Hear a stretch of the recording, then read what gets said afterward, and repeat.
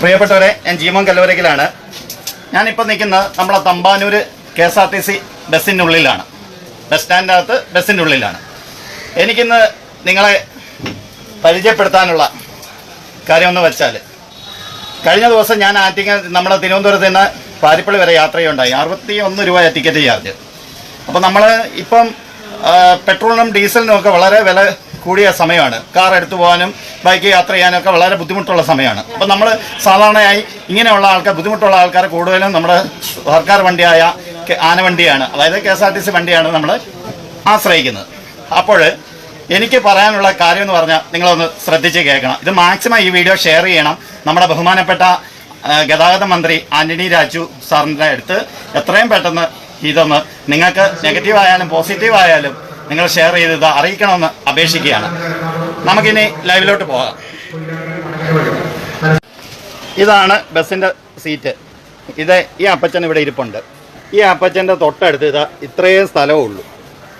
എന്നെപ്പോലെയുള്ള ഒരാൾ വന്നു കഴിഞ്ഞാൽ, അതായത് കുറച്ച് ശരീരമുള്ള ഒരാൾ വന്നു കഴിഞ്ഞാൽ ഈ സ്ഥലത്ത് ഇരിക്കാൻ വളരെ ബുദ്ധിമുട്ടാണ്. ഒരു ചന്തി ഇവിടെ, ഒരു ചന്തി കമ്പിക്ക് വെളിയിലും ആയിട്ട് തന്നെ അയാൾ വളരെ ബുദ്ധിമുട്ടി നല്ല ടിക്കറ്റ് കൊടുത്ത്, അതായത് ഇപ്പോഴത്തെ ടിക്കറ്റ് ചാർജ് അറിയാമല്ലോ, നല്ല കൂടുതലാണ്. അപ്പോൾ നമുക്ക് യാത്ര ചെയ്യാനുള്ള ഒരു അവകാശം ചെയ്തു തരേണ്ട സർക്കാരാണ്, ഗതാഗത മന്ത്രിയാണ്. അപ്പോൾ ഇനിയെങ്കിലും ഈ ബസ്സിൻ്റെ സീറ്റ് നിർമ്മിക്കുമ്പോൾ ഒരു 2 പേർക്ക് ഇരിക്കാനുള്ള തരത്തിൽ നമുക്ക് ഇരിക്കണം. ഇത് തന്നെ ഉണ്ട്. നമ്മളെപ്പോലെ എനിക്കും തടിയുണ്ട്.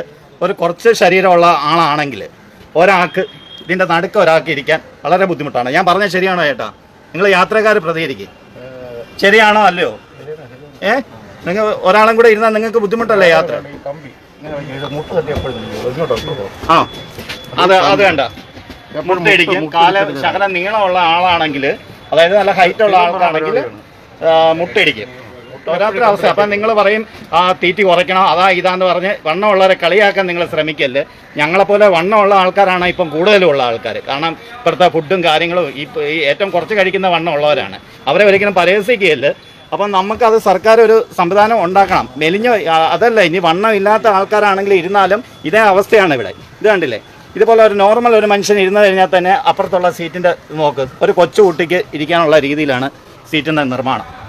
അപ്പോൾ ഇനിയെങ്കിലും KSRTC അധികൃതർ, അതായത് അധികാരികൾ ഈ സീറ്റ് നിർമ്മിക്കുമ്പോൾ അതാണ് ഇപ്പോഴത്തെ പുതിയ മോഡൽ ബസ്സിനൊക്കെ കുറച്ച് ഇരിക്കാന്നുള്ള രീതിയിലാണെന്ന് തോന്നുന്നു. പക്ഷേ എല്ലാ ബസ്സും, കൂടുതലും ബസ് ഇതുപോലെയുള്ള ബസ്സുകളല്ലേ. അപ്പോൾ നമുക്കൊന്നും ചെയ്യാൻ പറ്റാത്തൊരവസ്ഥയാണ് കയറി വരും. അപ്പോൾ എന്തായാലും ഈ കാര്യം വണ്ണമില്ലാത്ത ആൾക്കാർക്കാണെങ്കിലും 2 പേർക്ക് കഷ്ടിച്ച് നെരുങ്ങി ഇരിക്കേണ്ട ഒരു അവസ്ഥയാണ് ഇവിടെ വന്നിരിക്കുന്നത്. ഇത് കണ്ടില്ലേ? ഈ അപ്പച്ചൻ്റെ കാര്യം തന്നെ കണ്ടില്ലേ? ഇനിയിപ്പോൾ സ്ഥലം ഇത്രയും ഇതേ ഉള്ളൂ. ഈ സ്ഥലത്ത് വേണം നെരുങ്ങിയിരിക്കാൻ. 2 പേർക്ക് വളരെ ബുദ്ധിമുട്ടാണ്. കാരണം കൊറോണ കാരണം ഒരു മനുഷ്യനെ ടച്ച് ചെയ്യില്ലെന്നാണ് നിയമം. ഇതിപ്പോൾ എല്ലാ ബസ്സിലും ഫുൾ ആളായിട്ടാണ് പോകുന്നത് തന്നെ. അപ്പോൾ ഇങ്ങനെയും കൂടെ ഒരു നെരുങ്ങി പോകുന്ന ഒരു അവസ്ഥ വന്നു കഴിഞ്ഞാൽ നമുക്ക് ചിന്തിക്കാൻ പറ്റില്ല. ഇത് 3 പേര് ലേഡീസാണ്. അവർക്ക് കറക്റ്റ് അവർ കണ്ടില്ലേ, എന്നാലും ബുദ്ധിമുട്ടാണ് ഇരിക്കാൻ.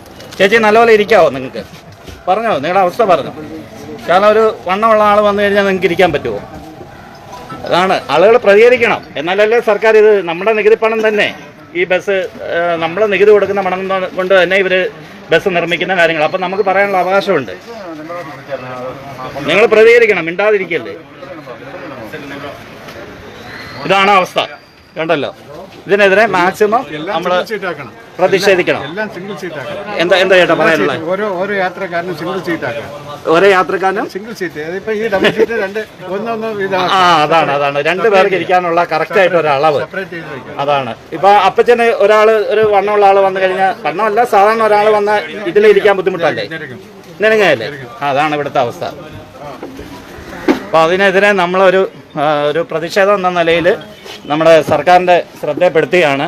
ഇതുണ്ടല്ലേ, ഇവിടെ ഈ ചേട്ടനാണെങ്കിലും ഇരിക്കാൻ പാടാണ്. ചേട്ടാ, നിങ്ങൾ 2 പേരൊന്ന് ഇരുന്ന് കാണിച്ചു തന്നു. ജസ്റ്റ് ആ അവസ്ഥ ഒന്ന് കാണാൻ വേണ്ടിയാണ്. കണ്ടോ? ഇതാ നോക്ക്, നല്ല ടൈറ്റായിട്ടാണ് ഇരിക്കുന്നത്. ഇതാണ് അവസ്ഥ. അപ്പം ഇനിയെങ്കിലും നമ്മുടെ സർക്കാർ ഈ ബസ് പണിയുമ്പോൾ 2 പേർക്ക് ഇരിക്കാനുള്ള ഒരു സ്പേസ് ഇട്ട് ഈ സീറ്റ് നിർമ്മിക്കുക. ഇത് മാക്സിമം നമ്മൾ ഷെയർ ചെയ്ത് വിടുക.